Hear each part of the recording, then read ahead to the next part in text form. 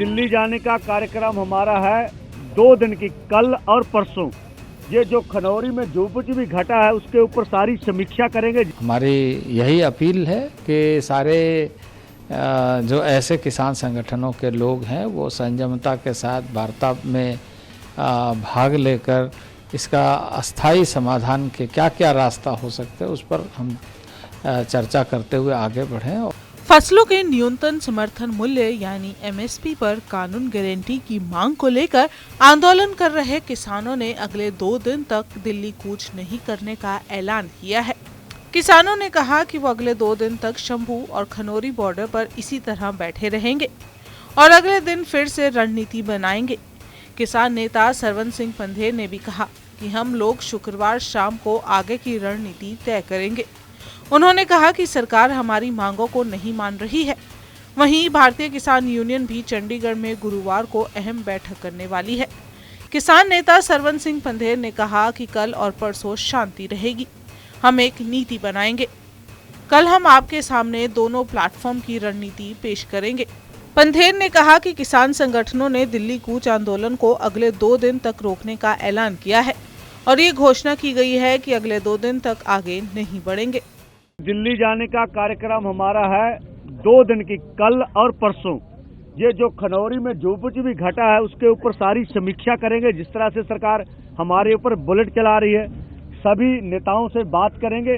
उसके बाद आप देखेंगे परसों शाम को सारी स्थिति स्पष्ट करेंगे, आगे का आंदोलन किस ढंग का होगा।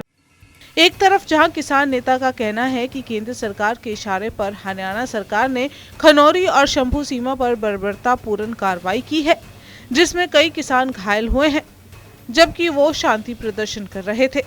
पंधेर ने आरोप भी लगाया है कि ये सरकार की बदनीयती है। उन्होंने कहा कि खनौरी बॉर्डर पर शांतिपूर्ण मार्च किया गया था, फिर भी ये सब हो गया। वहीं दूसरी ओर हरियाणा पुलिस ने भी एक स्टेटमेंट जारी किया है। हरियाणा पुलिस में एआईजी मनीषा चौधरी ने बताया कि दाता सिंह खनौरी बॉर्डर पर प्रदर्शनकारियों ने पराली में मिर्च पाउडर डालकर पुलिस का चारों तरफ से घेराव करने की कोशिश की और पथराव के साथ लाठी गंडासे का भी इस्तेमाल किया। पुलिस कर्मियों पर हमले से 12 पुलिसकर्मी गंभीर रूप से घायल हो गए हैं। ऐसे में हरियाणा पुलिस प्रदर्शनकारियों से शांति बनाए रखने की अपील करती है। किसान आंदोलन के दौरान आज प्रदर्शनकारियों द्वारा दाता सिंह खनौरी बॉर्डर पर पुलिस कर्मियों को घेरकर पुलिस नाके के आसपास भारी मात्रा में पराली में मिर्च पाउडर डालकर आग लगा दी गई और पुलिस कर्मियों पर प्रदर्शनकारियों द्वारा भारी पथराव तथा लाठी गंडासे से भी हमला किया गया। इस हमले में लगभग 12 पुलिसकर्मी गंभीर रूप से घायल हुए हैं और इस जहरीले धुएं के कारण नाके के आसपास के क्षेत्र में पुलिस कर्मियों को सांस लेने में दिक्कत हुई और दिखने में भी भारी परेशानी का सामना हुआ।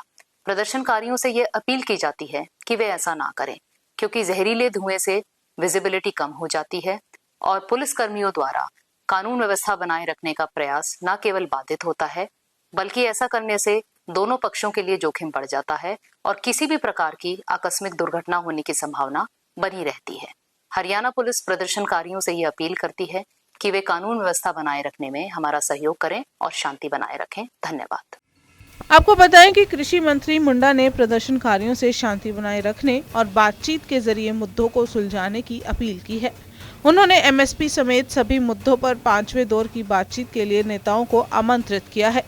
वहीं किसान नेताओं ने कहा कि सरकार की मंशा सबके सामने है। उन्होंने शांतिपूर्ण प्रदर्शन किया। उन्होंने कहा कि अगर सरकार उन्हें रोकेगी तो वो अपना रुख बदलेंगे। इसके साथ साथ सरकार की ओर से बातचीत को लेकर कहा कि उनके पास अभी कोई पत्र नहीं आया है। अगर बैठक बुलाई जाएगी तो इस पर दोबारा विचार किया जाएगा। उधर संयुक्त किसान मोर्चा ने प्रेस बयान जारी कर कहा कि सीमा पर पुलिस की बर्बरता और किसानों की हत्या का कड़ा विरोध किया गया है। प्रधानमंत्री और कार्यपालिका किसानों के साथ हुए समझौते को लागू नहीं कर रहे हैं और मौजूदा संकट के लिए सरकार जिम्मेदार है। आपको बताएं 22 फरवरी यानी आज के दिन एसकेएम की एनसीसी और जीबी की बैठक में संघर्ष को आगे बढ़ाने के लिए निर्णायक कार्रवाई की जाएगी। केंद्र सरकार पर दबाव बनाने के लिए किसान 13 फरवरी से ही ट्रैक्टर, ट्रॉली, मिनी वैन और पिकअप ट्रक के साथ बॉर्डर्स पर डेरा डाले हुए हैं। विरोध स्थलों पर खुदाई करने वाले यंत्रों और ट्रैक्टरों सहित मिट्टी हटाने वाले बुलडोजर जैसे उपकरण भी देखे गए हैं।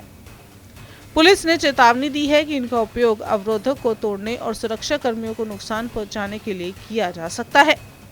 अब किसान और जवान एक दूसरे पर ही आरोप प्रत्यारोप लगा रहे हैं। कौन कितना सही ये तो समय बताएगा, लेकिन ये किसान आंदोलन कितना लंबा चलेगा ये सरकार और किसानों की आपसी सहमति पर निर्भर करता है।